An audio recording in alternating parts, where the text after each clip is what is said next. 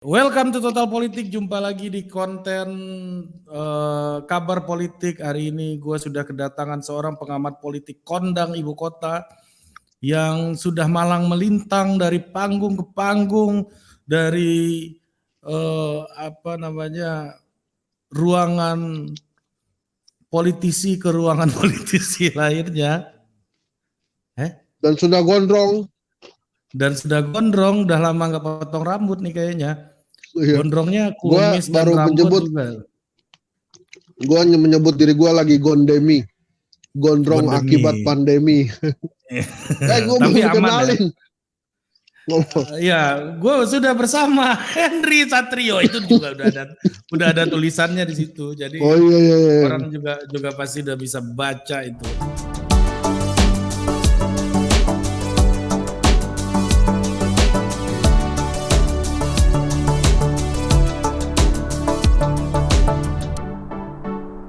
Dan melihat muka lu juga orang udah tahu kan siapa ini kita makan pemirsa. Iya, pengamat politik yang hobi cemilan ini kan. klub lu Liverpool tapi hobi lu cemilan.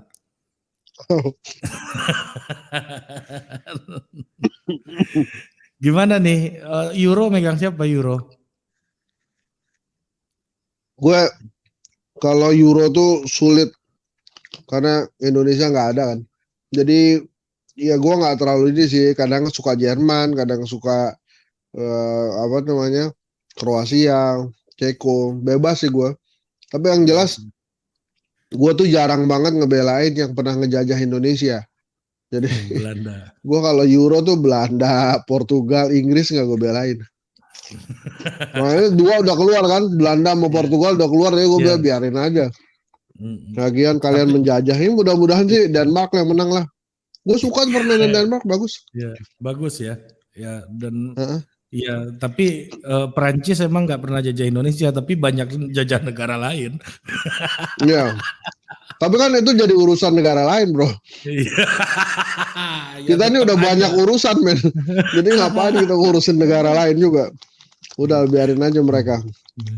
Oke, Om Hensat, gue membaca statement lu di media tadi di detik.com cukup keras gitu ya, mengatakan memberikan dukungan terhadap anak UI, ketua BEM UI yang akun BEM UI official sebenarnya yang memulainya ya. Yang kemudian serangannya perdebatannya menjalar ke ketua BEM UI yang sekarang kawan kita Leon ya. Nah, gimana menurut lo Om Hensat ini kalau apakah ini kritiknya ini benar-benar berbahaya sehingga dapat tanggapan yang begitu wah juga, atau ini kritiknya ya udah kita lihat di sosmed juga setiap hari gitu, udah banyak banget akun yang ngomongin hal yang sama, tapi tanggapannya lebay, ini kayak nyemprot nyamuk pakai bazooka gitu. Nah, gimana kalau Om Hensat memandangnya? Ini gue mendukung bukan karena gue anak UI juga ya, tapi setiap kegiatan atau pergerakan mahasiswa, opini itu harus didukung gitu. Jadi ya hal-hal seperti ini menurut gue nggak boleh dimatikan. Jadi gue mau komentarin beberapa, Ri. Yang pertama ya, gue setuju sama lo. Ini sebetulnya bukan kritik yang baru kan. Tapi karena UI yang mengkritik, jadi luar biasa gitu. Yang belingsatan juga jadinya banyak. Gue bahas yang di media sosial aja lah. Misalnya nggak sopan, lo bukan. Mahasiswa emang gayanya begitu. Mahasiswa itu gayanya terbuka, belak-belakan, apa adanya, begitu itu mahasiswa. Dan menurut gue masih wajar-wajar aja. Toh mereka juga mencantumkan apa yang mereka bisa cantumkan gitu. Dicantumkan data-datanya, sumbernya dari mana. Secara akademis dan kelas menengah itu udah keren banget. Dan menurut gue apa sih hal yang istimewa, itu nggak ada, dan itu baru aja. Dan mudah-mudahan gerakan-gerakan seperti ini diikuti oleh gerakan-gerakan kampus lain gitu, Unpad, Paramadina mungkin ya, lain-lainnya gitu. Karena kan ini ya bagus buat demokrasi, mau gimana lagi. Dan nggak usah kebakaran jenggot. Jadi begitu UI kebakaran jenggot jadi kemana-mana kan. Rektornya yang ternyata komisaris BUMN lah kemudian kesebut-sebut. Dan akhirnya sekarang dia repot sendiri tuh menghadapi tudingan itu karena ternyata nggak boleh rangkap jabatan kan. Jadi harus mesti dipilih tuh antara rektor dan komisarisnya, jadi kemana-mana. Tapi yang Kalau paling lu kocak di ya, posisi itu akan milih mana lu? kalau gue kan milih Iya. jadi komisaris. Beban nggak banyak ya. Pragmatis saja. Tapi kan daripada nyusahin gini, lo mau ngapain berlindung dari kegiatan akademis lo, sementara lo juga pasti pengen cari duit yang banyak gitu. Gitu kan. Nah tapi yang paling miris dari semua ini ada dua hal, Ri. Yang pertama, Yang paling miris apa paling kocak? Tadi lu paling bilang paling kocak, Om. nggak, gue miris aja lah untuk Miris. mempertontonkan kekocakan itu gitu. Iya, iya, iya. Ngeles aja. Iya. Jadi yang pertama, ya masa setiap kali mengkritik kemudian dituduh radikal, terus kemudian repot banget ngurusin ini latar belakang organisasinya apa, ini latar belakang organisasinya apa. Begitu HMI bingung, banyak HMI. Yang kasihan Pak Yusuf Kala, tiba-tiba muncul Pak Yusuf Kala yang dorong-dorong begini. Gara-gara mungkin Yusuf Kala juga HMI juga. Jadi ini orang-orang ini udah cari-cari kesalahan aja pokoknya. Begitu mengkritik radikal kan norak gitu. Muncul lagi tuh kan kata udah kocak, aneh, norak gitu ya. Dan yang paling ajaib lagi, nah ajaib lagi ya. Begini, masa dibandingin itu kalau zaman Orde Baru udah hilang tuh mahasiswa. Lah gimana? Rezim ini ya saudara-saudara, ada tuh karena Orde Baru runtuh. Maka kewajiban rezim ini menjaga marwah reformasi, menjaga demokrasi, dan harus lebih baik dari Orde Baru. Jangan kebanding-bandingin sama Orde Baru, norak banget tuh orang-orang itu gitu. Itu udah Nah, perbandingan yang udah nggak perlu disebut lagi gitu ya. udah nggak perlu disebut karena nggak apple to apple. Anda berdebat yang cerdas gitu. Jadi kadang-kadang, jadi lucu gue apa ya, suka kasihan juga perdebatan itu akhirnya diisi dengan bahwa yang mengkritik radikal, yang mengkritik ini titipan gitu ya. Jadi udah jadi aneh lagi gitu. Dan apa yang disampaikan mereka kan apa sih, nggak ada salahnya juga, ada benernya juga, dan menurutku bagus juga buat pemerintah ingat gitu. Nah ini kan sebetulnya warning buat pemerintah. Mahasiswa kalau sudah bicara itu artinya ada yang salah memang di masyarakat. Mau dibunuhin masyarakatnya, mau dibilang radikal semua masyarakatnya kan nggak bisa. Terus mau berlindung dari norma kesopanan. Lah Anda pernah jadi mahasiswa enggak? Dulu waktu jadi mahasiswa aktivis enggak? Mana ada? Ini mohon maaf Pak ya, dengan segala hormat menurut saya Bapak ini adalah King's Lip of Service, apa King of Lip Service. Masa mau begitu? Ya enggak, emang begitu gayanya. Bablas begini mah, itu menurut gue juga. Yang UI-nya juga nggak usah beling satan, kayak nggak pernah jadi mahasiswa aja. Yang iya, yang ngundang tuh juga kayak nggak pernah jadi mahasiswa aja. Ya mahasiswa yang begitu, yang manggil tuh udah manggilnya minggu-minggu. Jadi kayak kebakaran jenggot. Terus tadi gue bilang di Detik kan, ini kebakaran jenggot. Banyak juga tuh yang nyerang akun gue bilang ini kebakaran jenggot orang UI-nya apa orang luar UI gitu. Aduh capek deh. Tapi yang capek itu emang itu dicap radikal, terus dicari-cari background organisasinya apa, terus begitu HMI ketemu dicari-cari juga. Jadi Yusuf kalah, pusing. Wakilnya PMI, ini berarti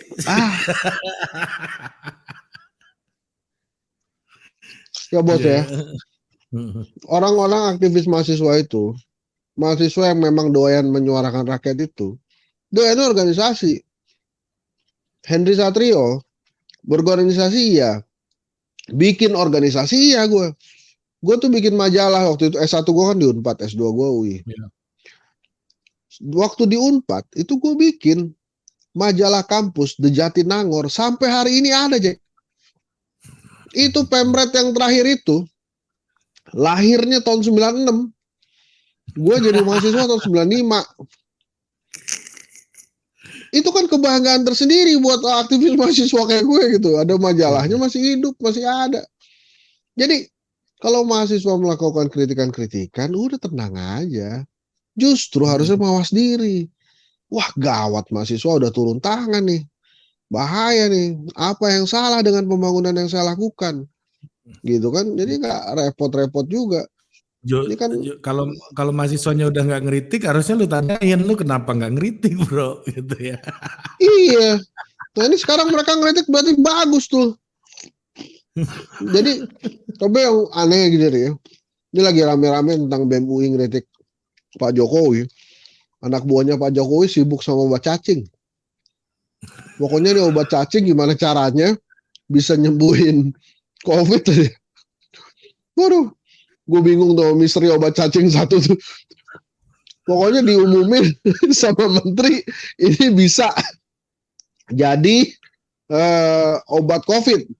Habis itu ada dokter yang ngomong, gimana caranya itu jadi obat COVID, tolong obat cacing. BPOM yang ngomong ini obat cacing. Terus tiba-tiba tadi ada uji klinis bahwa ini bisa jadi obat COVID. Bingung kalau. Jadi COVID karena cacing ya? Ya gue nggak ngerti. Terus kan ada yang ngeritik. Kenapa kemudian anak buahnya Pak Jokowi pada sibuk-sibuk ngurusin obat cacing? Terus yang jawab bilang, ya emang begitu kalau ada mafia obat, kemudian ditemukan obat yang lain yang lebih murah, dia kepanasan. Nah ini mafia obat tiba-tiba muncul. Jadi lucu nih kita nih emang.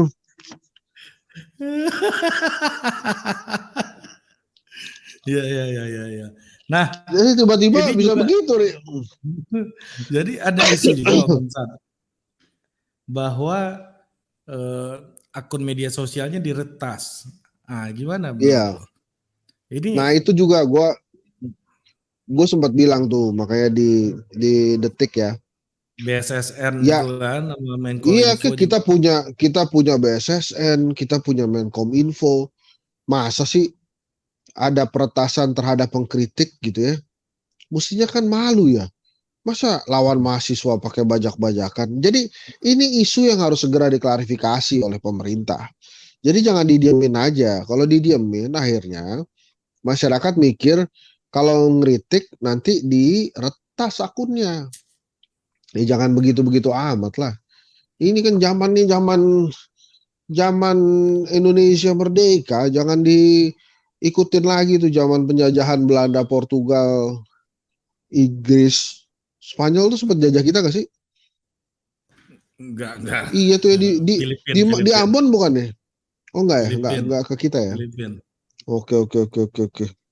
Nah, kalau Denmark enggak kan ya, Denmark enggak ada. Ya Denmark kan udah ini dia udah selesai sama dirinya sendiri kayaknya tuh. Ya, Hans udah apa? Andersen. Dolberg. Ya. Dolberg yang golin 2. Ya gimana? Nah, jadi ini juga sempat heboh. Ini salah satu isu yang menjadi sempalan dalam isu besar ini adalah soal Bang Ade Armando. Ya kan? Oh, Bang Ade Armando. Iya itu tadi lagi rame tuh. Ya, juga mengaku bahwa beliau adalah pendukung Pak Jokowi dan apa namanya, dan tetapi juga seorang dosen yang juga harus memberikan dorongan kan untuk bersikap kritis gitu. Gimana menurut lu posisi Bang Ade Armando dalam isu ini? Kalau menurut gue emang Bang Ade Armando ya jadi dosen aja. Kalau saya jadi dosen, ada mahasiswa saya gitu, saya lindungi. Nah gimana, apalagi saya dosen komunikasi politik kan di Paramadina. Itu waktu itu ada demo ya, terus teman-teman mahasiswa datang. Kebetulan juga sebetulnya nggak perlu minta izin gue juga, cuma saya waktu itu mau pulang, lagi jalan ke parkiran mobil, dia bilang, Pak, izin ya kami mau demo ya, mau demo aja gitu. Waktu itu kan ada peraturan tuh nggak boleh demo kan. Tapi gue bilangin sama anak-anak itu, ya demo yang tertib. Begitu jam 5, jam setengah 6 pulang. jangan sampai malam di area demo, karena kalau udah malam gitu nggak kelihatan siapa teman, siapa lawan, siapa mahasiswa, siapa bukan. Kita mesti kasih tahu sebagai dosen tuh. Ini kayak begini-begini nih ya. Jadi kalau saya dosennya, saya kasih tahu gitu lain kali. Nah, kalau misalnya ada yang kurangnya dikasih tahu gitu. Terus kalau ngeritik itu jangan sekali lah, kan ada terusannya. Jadi jangan dipotong begini, terusin gitu. Misalnya kita kasih tahu begitu gitu. Terus kemudian apa kalau memang dirasa menurut UI nggak sopan gitu ya, yang nggak sopannya sebelah mana dikasih tahu gitu. Tapi dilindungi dulu gitu. Jangan kemudian dicela-cela juga, kan kasihan mahasiswa-mahasiswa itu nggak punya tempat perlindungan. Yang bisa Ya, melindungi mahasiswa itu kan dosen. ini juga terkait kan dengan pernyataan Bang Faisal Basri beberapa minggu yang lalu gitu ya. Bang Faisal bilang bahwa kampus sudah ini kacau lah, sudah menjadi antek politik, sudah menjadi tidak ada lagi semangat intelektualitas segala macam lah. Bang Faisal kritik, tapi waktu Bang Faisal ngomong kayak gitu, gue dalam hati FE aja kali gitu. Dalam hati gue. Dalam hati, tapi untuk jokes gue sampaikan di sini. Nah, jadi dan ternyata hari ini juga anak FE yang memberikan apa namanya menjadi ketua BEM, dan tanggapan FE. publik sangat ramai gitu ya. Dan gimana sih lu melihatnya Om Ensad ya, soal independensi perguruan tinggi hari ini gitu? Apakah memang perlu independen atau memang harus jadi supporting system atau gimana sih sebenarnya menurut lu? Perguruan tinggi itu menurut gue sakral. Universitas itu sakral. Semuanya ada di situ. Segala bentuk pendidikan ada di situ. Riset, pengembangan penelitian, pengabdian kepada masyarakat, semuanya ada di situ. Tapi pemerintah pasti takut yang namanya kampus. Kenapa? Karena kritisi-kritisi itu selalu dimulai dari sana. Zaman Orde Baru ada NKK BKK, normalisasi kampus itu kan. Dan sekarang kemudian mulai dicoba lagi untuk diadakan. Rektor dipilih oleh presiden, gitu-gitu kan. Terus kemudian ada aturan-aturan yang ada kaitannya sama negara. Dan Dosen semua takut kritikan. ketua-ketua alumni itu menteri-menteri dan pejabat partai politik gitu sekarang juga. Iya, hal-halnya begitu. Kecuali Unpad ya. Nah terus ketuanya lebih ke pengusaha sih. Nah tapi jadi maksudnya gue banyak pasti pemerintah takut gitu dan berusaha pasti untuk mengontrol universitas. Karena memang di situ kekuatan masyarakat itu, kelas menengah itu awalnya semuanya dari universitas. Terus sekarang gimana? Nah, Pak Jokowi misalnya menegur Menteri Pendidikan, Mas Nadiem, kuliah juga nggak pernah dia di Indonesia. Bingung lah pasti. Sama aktivis-aktivis Indonesia gimana cara bergeraknya. Iya betul. Dia mesti datang-datang teriak-teriak mau bikin aplikasi. Pemantauan aktivis kan susah juga. Paling dia bisanya nyuruh-nyuruh tuh, nyuruh-nyuruh dirjennya itu dibenerin dong, itu dibenerin, paling terus kemudian dipanggil rektornya. Cuma bisa itu doang. Takut kepanasan juga gue rasa. Nah jadi maksudnya kalau universitas itu memang harusnya ditempatkan sebagai itu agents of social change, itu memang adanya di universitas, ada di kampus. Jadi ya dijaga aja untuk itu. Dan saya yakin mereka cukup dewasa kok untuk menerjemahkan kaidah-kaidah demokrasi. Namanya universitas kan juga nggak mungkin belabas juga gitu. Jadi kalau kemarin balik lagi ya ke tentang kritikan itu, menurut gue sih masih wajar aja, masih biasa aja kok. Nah, ini gue ya tertarik begitu dengan caranya mahasiswa ngeritik begitu. Omongan lo tadi Om soal Nadiem Makarim yang nggak pernah berkuliah di Indonesia gitu ya. Ini ada problem nggak menurut lo ketika dia nggak pernah bergaul dengan aktivis di Indonesia gitu untuk mendefinisikan ya soal bagaimana sih karakteristik mahasiswa Indonesia dan organisasi mahasiswa di Indonesia gitu. Kalau Indonesia kan agak beda dengan Amerika gitu ya, Hmm. dan Jerman gitu misalnya, atau Singapura gitu yang nggak punya aktivis mahasiswa yang latar belakang sejarahnya berbeda sama kita. Kalau kita kan punya glorifikasi masa lalu, misalnya gerakan mahasiswa 65 itu 66 gitu ya, kayak Suhogi dan 98. lain-lain. 98, Malari gitu. Kita punya banyak cerita bagaimana student aktivis itu memberikan pengaruh terhadap perubahan politik praktis di Indonesia gitu. Yang mana di negara-negara lain karakteristik tersebut juga tidak menjadi tidak muncul gitu. Misalnya kayak di Jepang gitu kan nggak ada cerita-cerita kayak begitu. Kalau ada pun juga masih sangat terbatas lah gitu. Hmm. Nah, apakah ini juga di dalam regulasinya sehingga tidak mampu merumuskan regulasi yang melihat keberadaan student activism ini sebagai sebuah apa namanya, sebagai sebuah lembaga tersendiri gitu ya. Kan kita lihat konsep-konsepnya kayak Merdeka Belajar segala macam gitu ya, yang sudah banyak disampaikan oleh Menteri Nadiem gitu. Ya masalahnya mereka Pak Nadiem mau belajar nggak untuk itu? Mau nggak mencoba memahami pergerakan di mahasiswa? Karena pastinya berbeda gitu. Jadi misalnya gini loh bro, Pak Mas Nadiem ini banyak banget. Waktu dia jadi Mendikbud aja, nggak ada hal kinclong yang bisa dia tulurkan gitu. Sekarang dia nambah riset lagi gitu. Ini gede banget. Jadi kalau dia sadari, mungkin dia harusnya resign besok tuh. Karena nggak mudah ternyata jadi Menteri Pendidikan itu.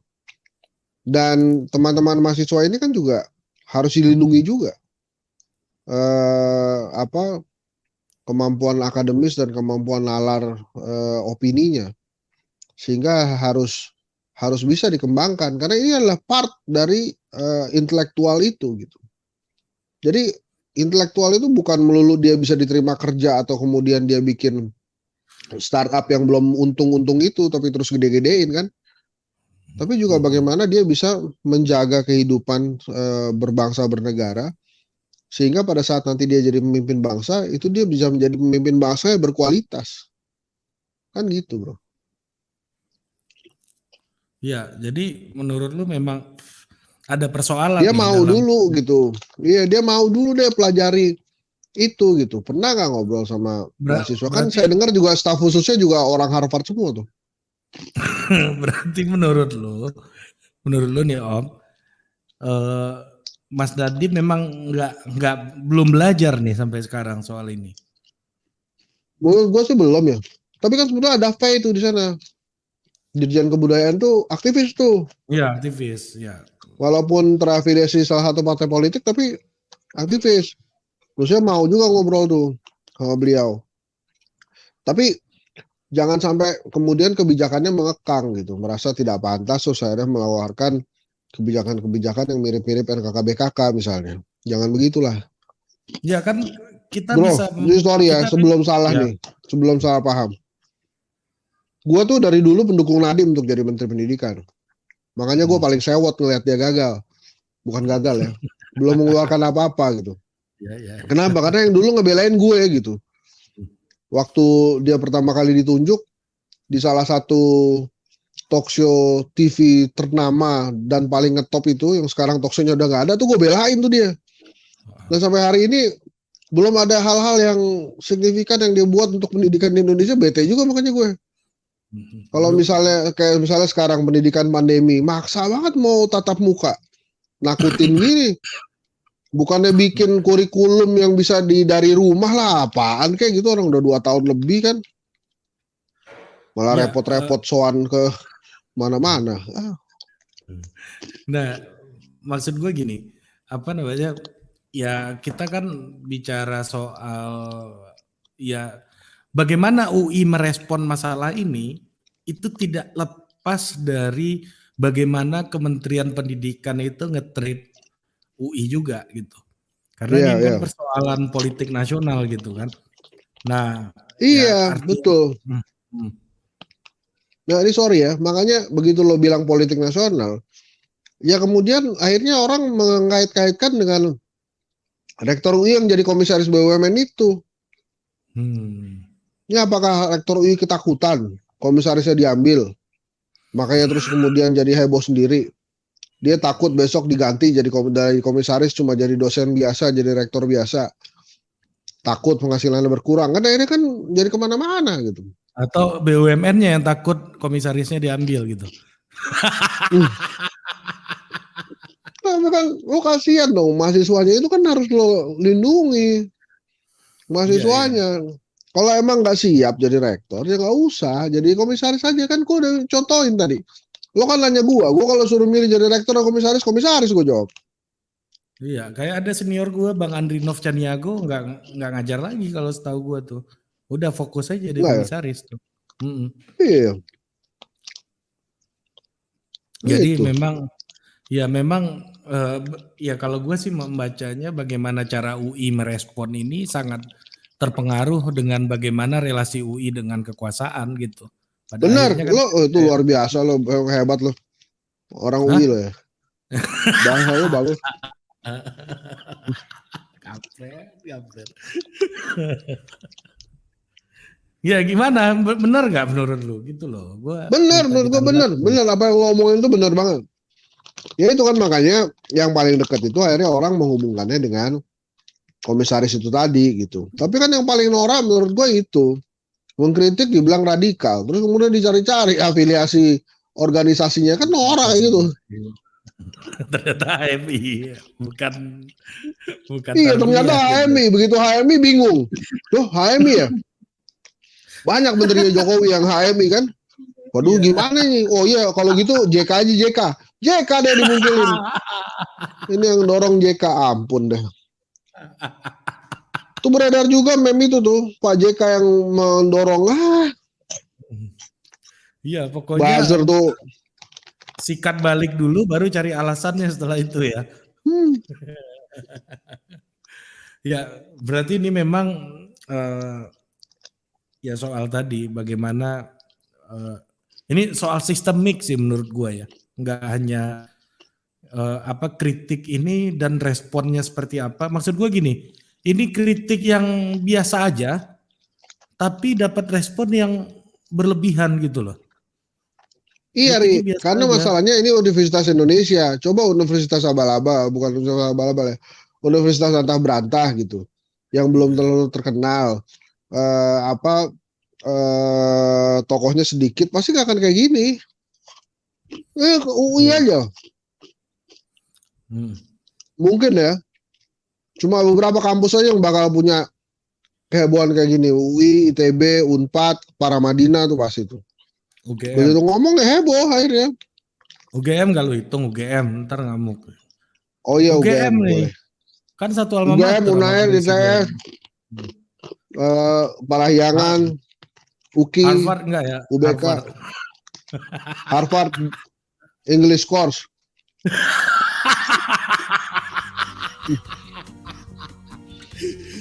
Oke, memang masalah nih, betul.